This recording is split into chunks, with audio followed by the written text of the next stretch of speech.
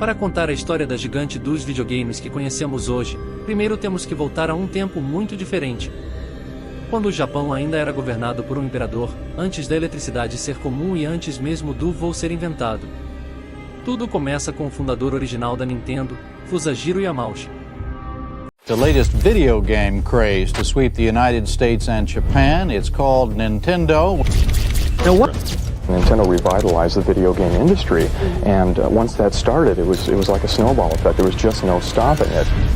Nintendo of America has emerged as the industry leaders. It's a billion-dollar industry by itself. Nintendo. Durante quase 100 anos, a Nintendo não teve nada a ver com jogos. Seu presidente nem mesmo jogava videogame, chamando de uma distração sem sentido. Em vez disso, a Nintendo estava envolvida em jogos de azar ilegais, onde seu maior cliente era a máfia japonesa. A Nintendo também administrava motéis obscuros onde você pagava por hora, e eles até tinham sua própria marca de arroz instantâneo. Então, como uma pequena empresa familiar se transformou em uma das maiores empresas de jogos de todos os tempos, responsável por alguns dos personagens mais icônicos já criados. É hora de fazer uma jornada pela história épica da Nintendo, da máfia ao Mario, do jogo ao Game Boy e da falência aos bilhões. Esta é a história insana da Nintendo. Fusajiro cresceu interessado em arte e design, mas seus deveres como filho mais velho exigiam que ele fosse trabalhar para ajudar a sustentar sua família. Aos 13 anos, ele trabalhava incansavelmente para uma empresa de cimento. No entanto, aos 29 anos, Fusajiro economizou o suficiente para querer iniciar seu próprio negócio, onde finalmente poderia trabalhar em sua arte. Assim, em 1889, ele abriu uma pequena loja na antiga cidade japonesa de Kyoto, onde produzia e vendia cartas de baralho pintadas à mão. Ele chamou seu novo negócio de Nintendo Kopai, mas isso era mais controverso do que parece. Por séculos, as cartas de baralho foram proibidas no Japão, parcialmente devido ao isolamento do país do resto do mundo e também porque as cartas eram usadas para jogos de azar, o que era estritamente proibido. No entanto, havia um tipo de carta de baralho que o governo japonês não tinha proibido totalmente. Eram as Hanafuda, que se traduz para cartas de flores. Essas cartas tinham designs tradicionais e artísticos em vez de números, sendo consideradas mais como arte do que algo usado para jogos de azar. Fusajiro viu isso como uma oportunidade. Ele começou a trabalhar em seu estúdio em casa, fazendo essas cartas à mão. Ele triturava a casca de amoreira em pasta e misturava com argila. Em seguida, pressionava o papel em moldes e usava tinta natural de pétalas de flores e bagas para stencil designs bonitos no papel. Nos cartões, ele pintava símbolos intrincados de flores, luas, espadas, montanhas e animais. Ele embalava essas cartas Hanafuda e as vendia em sua pequena loja. No entanto, como as cartas eram divididas em 12 naipes, cada um contendo 4 cartas, essas cartas podiam ser facilmente usadas em muitos jogos diferentes, incluindo jogos de azar ilegais. E, claro, a Yakuza logo começou a usar as cartas de Fusajiro em seus cassinos clandestinos. Eles adoraram a qualidade e a habilidade artesanal da Nintendo, que eram muito superiores às alternativas. Além disso, para evitar trapaças, a Yakuza usava um novo baralho de cartas para cada jogo. Isso significava muito negócio repetido para a Nintendo, e a Yakuza rapidamente se tornou o maior cliente da empresa. Algumas pessoas podem dizer que Fusajiro apenas pretendia criar designs artísticos, nunca esperando que fossem usados dessa forma. Mas outros argumentariam que esse era seu plano o tempo todo.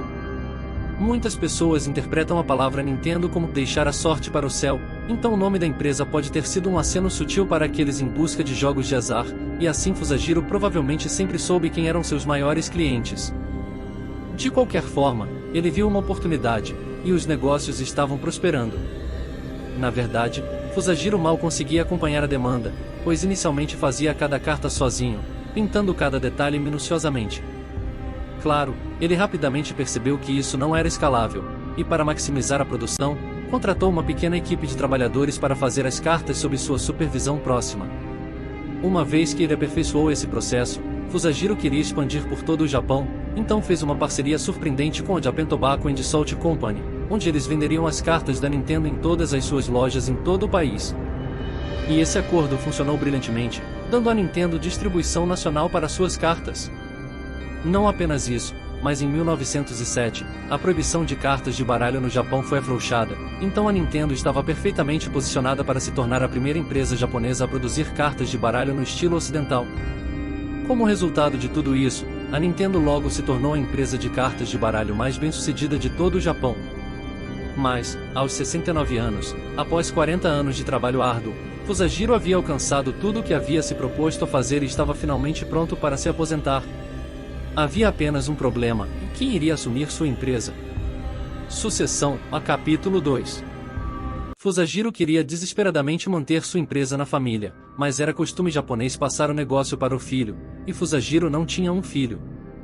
Então, ele organizou para que sua filha se casasse com um empresário respeitável de uma boa família. Seu nome era Sekiro, e uma vez que ele se tornou o genro de Fusajiro e oficialmente fez parte da família Yamauchi, ele pôde se tornar o novo presidente da Nintendo quando Fusajiro se aposentou em 1929. Durante seus 20 anos de mandato, Sekiro foi um bom presidente, aplicando suas habilidades comerciais para expandir ainda mais a empresa. Ele construiu sistemas maiores e melhores, fez mais parcerias, contratou equipes de vendas e mudou para sedes maiores para que a Nintendo pudesse produzir em massa suas cartas. Mas tragicamente, Sekiro também não tinha filhos para quem pudesse passar o negócio da família. Assim como na geração anterior, o nome Yamauchi corria o risco de ser esquecido. Então, a história basicamente se repetiu. Assim como Sekiro havia feito, um de seus genros assumiu o nome Yamauchi após o casamento, e todos assumiram que o genro de Sekiro seria o próximo na fila para assumir o negócio da Nintendo. Isso foi até 1932, quando o genro de Sekiro abandonou repentinamente sua jovem família e fugiu, deixando sua esposa e o filho de 5 anos sozinhos. O nome desse menino era Hiroshi Yamauchi, e, com seu pai agora fora de cena, Hiroshi era tecnicamente o único herdeiro masculino de Sekiro e, portanto, o próximo na fila para se tornar presidente da Nintendo. No entanto, quando Hiroshi finalmente foi o suficiente para ir para a universidade, ele decidiu estudar direito, e o futuro para ele era incerto. Mas em 1949, o jovem de 21 anos recebeu uma ligação que mudaria sua vida para sempre. O avô de Hiroshi, Sekiro, sofreu um derrame debilitante e estava prestes a morrer. Hiroshi foi chamado para abandonar a universidade no meio de seu curso e assumir os negócios da família. Lembre-se, a Nintendo era a maior empresa de cartas de baralho do Japão, então isso era sem dúvida uma enorme pressão e responsabilidade para o jovem de 21 anos sem experiência real nos negócios. Mas, sem emoção diante da notícia devastadora, Hiroshi aceitou imediatamente a posição, com um pedido surpreendente. Hiroshi disse que todos os membros de sua família que trabalhavam para a Nintendo teriam que ser demitidos, para que todos soubessem que ele estava no comando e ninguém questionasse sua liderança. Foi uma demanda audaciosa, mas Sekiro não teve escolha real. Ele demitiu qualquer pessoa relacionada a ele, e Hiroshi Yamauchi assumiu o controle da empresa que sua família havia iniciado 60 anos antes. Sekiro morreu pouco depois, e o longo período de estabilidade da Nintendo chegava ao fim. Porque quando esse inexperiente de 21 anos inesperadamente assumiu o comando da Nintendo, foi aí que tudo começou a mudar. De motéis a táxis, a capítulo 3. Desde o primeiro dia, Hiroshi acreditava que seu destino era honrar seus ancestrais e estabelecer a Nintendo como um nome conhecido em todo o mundo. Para fazer isso, ele sentia que a Nintendo precisava evoluir e inovar, não poderia simplesmente se contentar em fazer as coisas como sempre fez. Mas isso significava que muitos de seus funcionários o ressentiam, especialmente porque achavam que ele era jovem demais e inexperiente para liderar uma empresa tão grande quanto a Nintendo. Parecia injusto que esse jovem de 21 anos estivesse de repente aqui tomando decisões, querendo mudar as coisas, tudo porque era neto de Sekiro. Portanto, inicialmente houve muita resistência contra Hiroshi. Em resposta, uma das primeiras decisões de Hiroshi como novo líder da Nintendo foi demitir qualquer um que ousasse desafiar sua visão ou qualquer um que quisesse manter as coisas como sempre foram. Hiroshi queria deixar claro que ele estava no comando agora, e você estava ou a bordo ou estava fora. O próximo passo de Hiroshi foi expandir o que já estava funcionando. A Nintendo fazia ótimos baralhos de cartas. Todo mundo no Japão sabia disso. Mas o que Hiroshi poderia fazer para levar as coisas adiante? Bem, na década de 1950, Hiroshi fez uma viagem que mudou sua vida para os Estados Unidos, onde viu em primeira mão a popularidade dos personagens da Disney. Hiroshi então negociou o primeiro acordo de licenciamento da Nintendo para imprimir personagens da Disney em cartas de baralho da Nintendo. Essa jogada significava que sua empresa não era mais apenas para jogadores e jogadores de cartas sérios. A Nintendo havia criado um produto que entretinha um mercado mais amplo de famílias e crianças japonesas. Mas para Hiroshi, isso era apenas o começo. Se Hiroshi queria que a Nintendo se tornasse tão grande quanto ele sabia que poderia, precisava que a Nintendo se tornasse uma empresa global. Ele também sabia que precisavam vender mais do que apenas cartas de baralho. Então, Hiroshi encurtou o nome da empresa para simplesmente Nintendo, removendo a palavra Kopai, que era a palavra japonesa para cartas de baralho. Embora a ideia de expandir o negócio para novos países e novos produtos fizesse sentido na teoria, a execução foi um desastre. Em 1963, Hiroshi tentou de tudo. Por exemplo, a Nintendo começou a vender arroz instantâneo, operar táxis, e havia até rumores de administrar motéis obscuros onde os clientes pagavam por hora. Havia também especulações de que Hiroshi mesmo era o maior cliente deles. Mas nenhuma dessas novas linhas de negócios teve algum sucesso real. Na verdade, Hiroshi quase levou a empresa à falência correndo atrás da fama internacional com todos esses produtos e serviços diferentes. Mas através disso, ele aprendeu rapidamente uma lição. O passado da Nintendo não era algo a ignorar. Havia valor em permanecer fiel às suas origens de entretenimento. Ele apenas precisava de um produto inovador que não fossem apenas cartas de baralho. E essa inovação veio em 1966. Um dia, enquanto Hiroshi caminhava pelo chão da fábrica de cartas, estressado pensando no próximo produto da Nintendo, ele viu um jovem trabalhador chamado Gunpei Yokoi brincando com um pequeno brinquedo. Era uma mão plástica extensível que Gunpei havia construído em seu tempo livre. Depois de ver isso, Hiroshi imediatamente convocou Gunpei para seu escritório. Gunpei começou a entrar em pânico, pensando que estava prestes a ser demitido. Por que mais o chefe o chamaria de repente? Mas em vez disso, Hiroshi disse que queria o brinquedo de Gunpei, que ele chamou de Amon Ultra, para ser produzido em massa pela Nintendo. Ele então disse que queria que Gunpei supervisionasse a produção de 1 milhão de unidades a tempo para as festas de fim de ano. Gunpei ficou emocionado. Ele havia começado nos postos mais baixos da empresa, trabalhando como zelador e operário de linha de montagem. Mas agora sua ideia de brinquedo seria o próximo grande produto da Nintendo. Gunpei se adaptou facilmente à sua promoção, supervisionando pesquisa e desenvolvimento. E seu brinquedo vendeu 1,2 milhão de unidades. Finalmente, a Nintendo havia encontrado um novo produto de sucesso, e assim esse brinquedo essencialmente salvou a Nintendo do desastre. Isso também significava que, depois de anos de experimentos em mercados totalmente aleatórios, ficou claro para Hiroshi que, uma vez que as cartas de baralho e esse brinquedo Ultra Hand foram os dois grandes sucessos da Nintendo, ele deveria se concentrar em fazer jogos. O nascimento de Mario, a capítulo 4. Gunpei passou a maior parte dos anos 70 criando um design de brinquedo após o outro, mas nada foi tão bem sucedido quanto o Ultra Hand havia sido.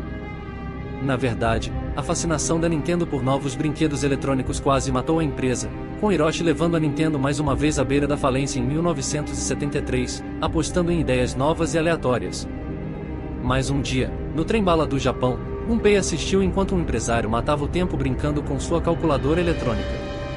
Isso deu a Gunpei a inspiração para seu próximo design, um jogo portátil que só precisava de baterias de relógio para funcionar. Hiroshi também adorou a ideia, e Gunpei começou a trabalhar. Em 1980, a Nintendo lançou o jogo de bolso, chamando de Game Watch.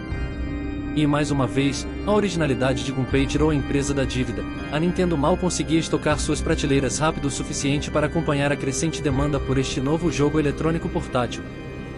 Foi também por essa época que Hiroshi percebeu a popularidade, e a lucratividade, dos jogos de fliperama. Especialmente Space Invaders, que foi responsável por uma escassez nacional de moedas de 100 ienes porque todo mundo queria jogar. E Hiroshi viu uma maneira de entrar na onda. Afinal, ele já tinha uma equipe com know-how eletrônico de sua série Game Watch, então não seria tão difícil criar seu próprio jogo de fliperama para aproveitar um pedaço dessa nova indústria em expansão. Já que todo mundo já amava Space Invaders, Hiroshi copiou descaradamente o jogo, e a Nintendo lançou sua própria versão chamada Radar Scope. E porque os Estados Unidos eram o maior mercado de jogos de fliperama, Hiroshi contratou uma pequena equipe de 6 pessoas para começar um novo empreendimento chamado Nintendo of America, que seria baseada nos Estados Unidos e distribuiria o novo jogo de fliperama da Nintendo nos Estados Unidos. Mas as pessoas nos Estados Unidos não queriam uma versão japonesa de Space Invaders. Queriam algo novo e diferente. Como resultado, Radarscope fracassou horrivelmente, e a Nintendo ficou presa armazenando 3.000 gabinetes de fliperama muito caros que ninguém queria jogar. As unidades se acumularam de poeira no armazém, e a Nintendo mal tinha dinheiro suficiente para cobrir o aluguel para armazená-las todas. Como você pode ver, parecia que a Nintendo estava continuamente passando de uma boa ideia para então uma má ideia que descarrilava todo o seu progresso. Mas de volta ao Japão, Hiroshi não seria derrotado. Em vez de considerar essas máquinas de fliperama um fracasso, Hiroshi realizou um concurso de ideias para converter os jogos Radarscope em um jogo completamente novo. Desta vez, foi o pupilo pessoal de Gunpei, Shigeru Miyamoto, que salvaria a Nintendo. Apesar de não ter experiência em jogos, Shigeru teve uma ideia que mudaria para sempre o caminho da Nintendo e definiria os jogos para toda uma geração. Shigeru queria criar um jogo baseado vagamente no popular desenho animado Popeye. Mas em vez de pagar caras taxas de licenciamento, ele substituiu cada personagem por algo novo. O vilão Bluto. Bem, ele parecia um grande macaco. A gentil Olive Oil. Bem, ela poderia ser uma princesa em perigo. E Popeye era, nas palavras de Shigeru, apenas um homem normal de meia-idade, não muito bonito, mas com um forte senso de justiça. Ele poderia ser um sujeito comum usando macacões. Shigeru projetou o personagem com um chapéu vermelho distintivo, principalmente porque o cabelo era muito difícil de animar. Mas agora que ele tinha os personagens, começou a trabalhar na jogabilidade, simples, mas enganosamente desafiadora.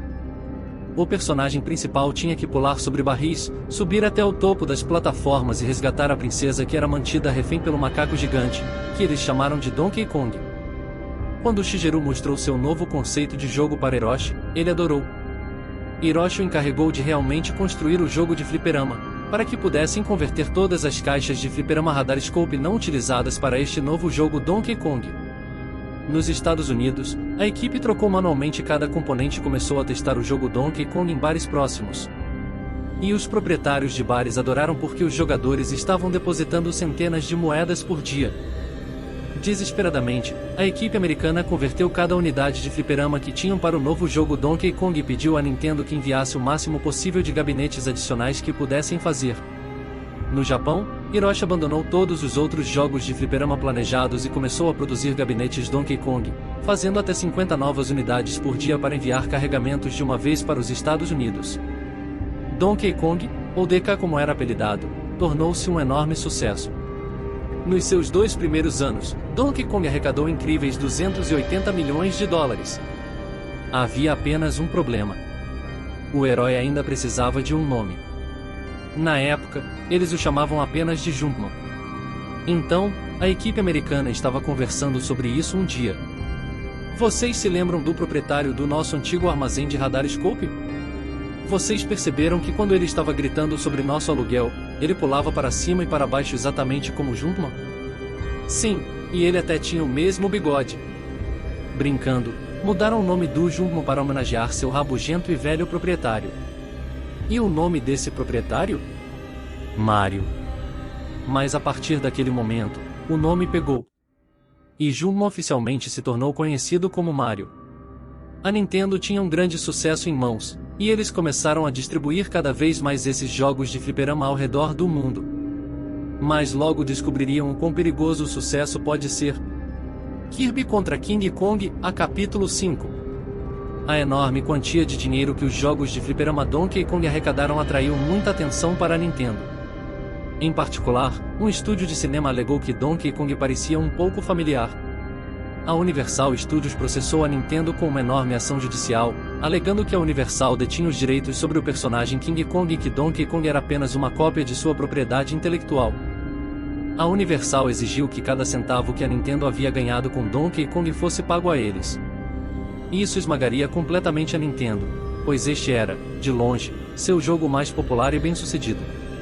E assim, a Nintendo contratou um advogado renomado chamado John Kirby para defender a imagem marcada deles. Kirby leu o processo e imediatamente achou fraca a alegação da Universal. Então, ele viajou para o Japão para conhecer mais sobre a origem de Donkey Kong. Mesmo a caminho de seu hotel, Kirby viu o nome King Kong por toda parte, lavagem de carros King Kong, lutadores King Kong e lanchonetes King Kong. Isso fez Kirby pensar em se a Universal realmente tivesse uma boa reivindicação, por que não processaria todos esses outros negócios que usavam o nome e a imagem de King Kong? Bem, Kirby percebeu que havia duas razões. Uma era que, no Japão, King Kong basicamente se tornou outra palavra para gorila, sendo um termo genérico usado por todos. Mas, em segundo lugar, ao investigar mais a fundo, Kirby percebeu que a Universal nunca tentou processar essas outras empresas por questões de marca registrada porque, na verdade, a Universal nem tinha direitos de marca registrada para proteger. Anos antes, em um processo separado, havia sido declarado que o personagem King Kong era, de fato, de domínio público para qualquer um usar. No julgamento, Kirby apresentou seu caso, até mesmo trouxe um gabinete de fliperama para que o juiz pudesse jogar Donkey Kong e ver que era diferente do personagem do filme nas produções da Universal. Após ouvir os argumentos, o juiz concordou esmagadoramente com a pequena equipe da Nintendo e rejeitou o processo. Ficou registrado como um caso de uma gigante corporação essencialmente tentando sobrepujar um negócio muito menor com ameaças legais, quando na realidade não tinha base legal para fazê-lo. Tudo isso voltou contra a Universal, e a Nintendo continuou avançando com Donkey Kong.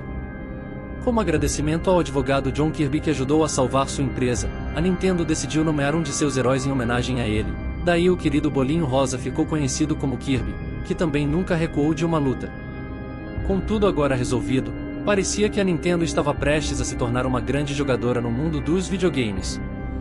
Mas quem poderia ter previsto que toda a indústria de videogames estava prestes a entrar em colapso?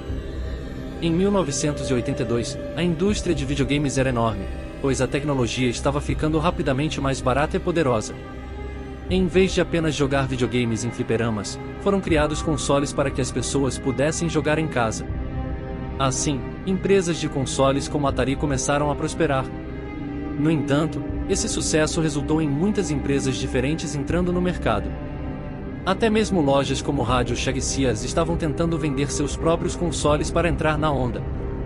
Mas isso significava que, até 1983, os jogadores tinham inúmeras opções de console, mas a maioria deles havia sido fabricada de maneira rápida e ruim. E com cada console, as empresas lançavam seus próprios jogos, mas as limitações de software significavam que os jogos eram muito semelhantes, muito pequenos ou muito fáceis. As pessoas rapidamente começaram a ficar frustradas. Havia muitas opções de consoles e poucas opções de jogos bons. O mercado estava saturado, e havia uma grande falta de qualidade em geral. Uma a uma, todas essas empresas foram à falência. Os jogos começaram a ser vendidos por $5, apenas para tirá-los da loja. Mesmo o líder do setor, a Atari, estava em apuros. Eles superestimaram enormemente quantas pessoas gostariam de jogar seu novo jogo baseado no filme de sucesso, pois produziram 4 milhões de cópias do jogo, mas só conseguiram vender 1,5 milhão. À medida que o mercado de videogames começou a entrar em colapso, a Atari queimou e enterrou seus jogos e consoles não vendidos em um depósito de lixo em Novo México. Enquanto isso, os varejistas se recusavam a estocar novos consoles, e toda a indústria de jogos perdeu 97% de seu valor entre 1983 e 1985. Mas no Japão, o presidente da Nintendo, Hiroshi, viu o colapso americano como uma oportunidade. Neste ponto, a Nintendo era conhecida apenas na América por seus jogos de fliperama. Mas Hiroshi sentiu que este era o momento perfeito para testar um novo console doméstico no qual ele vinha trabalhando, o Family Computer, conhecido como Famicom. Hiroshi sempre teve a reputação de ser um jogador prolífico, tanto em sua vida pessoal quanto nos negócios, e mais uma vez decidiu apostar alto ao fechar toda a divisão de fliperama da Nintendo, que arrecadava milhões de dólares a cada ano, apenas para se concentrar em sua nova ideia de console. No mesmo ano em que a indústria de jogos dos Estados Unidos estava desmoronando, ele lançou o Famicom no Japão, seu mercado de teste pessoal. Era mais barato do que um console tradicional e vinha com novos jogos em estilos de rolagem totalmente novos que pareciam frescos e diferentes. Como resultado, o Famicom tornou-se o console mais popular do Japão. Nos próximos anos, 1 em cada 6 japoneses possuía um Famicom. Mas Hiroshi mal estava prestando atenção ao enorme sucesso de seu console no Japão. Como sempre, Hiroshi queria ir global, e o lançamento do Famicom no Japão era realmente apenas um teste. Ele já estava planejando se tornar o principal fabricante de consoles no exterior, especialmente nos Estados Unidos. Agora, a maioria das pessoas achava que este era um momento terrível para a Nintendo estar pensando em entrar no mercado de consoles americano. A indústria de videogames havia basicamente acabado de entrar em colapso, e até mesmo a líder do setor, Atari, havia perdido mais de 600 milhões de dólares no ano anterior e estava perto da falência. Mas para Hiroshi, isso significava apenas uma oportunidade de ouro. O Salvador, a capítulo 7. Hiroshi teimosamente recusou-se a jogar em seu próprio console, e ainda assim, de alguma forma, entendia os jogadores. E, assim, enquanto o Japão amava o Nintendo Famicom, Hiroshi sentiu que precisavam reformulá-lo e fazer algumas mudanças antes de lançá-lo no exterior, principalmente, mudar o nome para o Nintendo Entertainment System ou NES, como ficou conhecido. E antes do grande lançamento nos Estados Unidos do novo console de videogame doméstico, Hiroshi sabia que precisavam de um ótimo jogo novo para lançar ao lado dele, já que a falta de bons jogos havia sido uma das principais razões pelas quais tantos outros consoles haviam falhado. E assim, Hiroshi reuniu sua equipe dos sonhos. Primeiramente, Shigeru foi encarregado de desenvolver o jogo. Shigeru decidiu trazer de volta o personagem Mario que era tão popular no jogo de fliperama Donkey Kong deles, e assim esse novo jogo seria chamado Super Mario. Mas como o novo console NES permitia jogabilidade mais expansiva do que as antigas máquinas de fliperama, significava que Shigeru criou uma jogabilidade muito mais inovadora.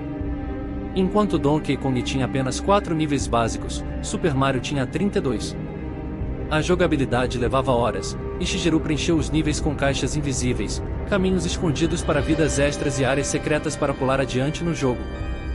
Em segundo lugar, Hiroshi precisava de um bom design, já que a maioria dos outros consoles usava joysticks volumosos em controles que pareciam feios e quebravam rapidamente. E assim, Hiroshi colocou Gunpei no caso, que desenvolveu um direcional em formato de cruz chamado D-Pad. Ele também ajudou a redesenhar o console NES com um visual elegante e prateado que parecia mais premium. E, em terceiro lugar, Hiroshi exigiu excelente áudio. Se os jogadores fossem jogar seu jogo por horas, precisavam de músicas cativantes e sons que não ficassem irritantes. Então, Hiroshi uniu seu designer de jogos, Shigeru, com um talentoso criador de música eletrônica, que criaria músicas completamente diferentes para cada nível, junto com efeitos icônicos que se encaixariam perfeitamente com o jogo de Shigeru. O resultado final de tudo isso foi que o novo jogo Super Mario era incrivelmente diferente de qualquer coisa que a Nintendo já havia tentado antes, era muito mais profundo do que seus simples jogos antigos de fliperama. O lado negativo disso foi que o desenvolvimento levou muito mais tempo do que Hiroshi queria. Mas Shigeru simplesmente disse a ele: um jogo atrasado é apenas atrasado até ser lançado. Um jogo ruim é ruim até o final dos tempos. E a dedicação da equipe da Nintendo em acertar o console e o jogo foi imediatamente óbvia. Os jogadores que o experimentaram não queriam apenas vencer o jogo. Queriam jogar cada nível várias e várias vezes. Assim, Hiroshi estava pronto para o lançamento americano do NES Super Mario em 1985. Mas primeiro, eles tiveram que convencer as lojas de eletrônicos e grandes lojas a realmente vendê-lo.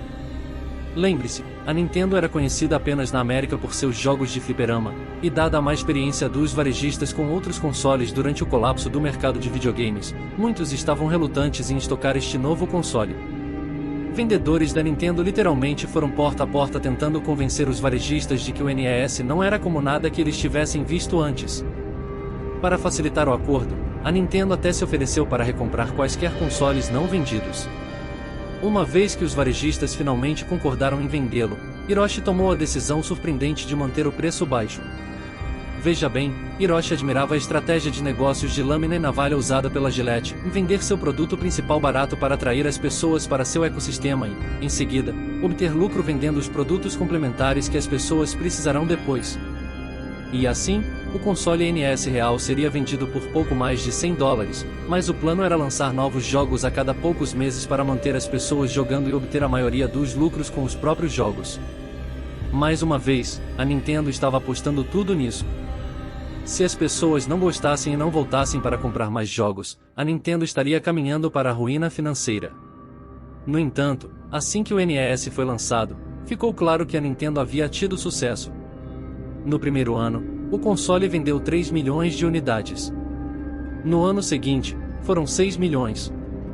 Eventualmente, o console revolucionário da Nintendo estaria em uma em cada 6 casas em todos os Estados Unidos, vendendo mais de 60 milhões de unidades.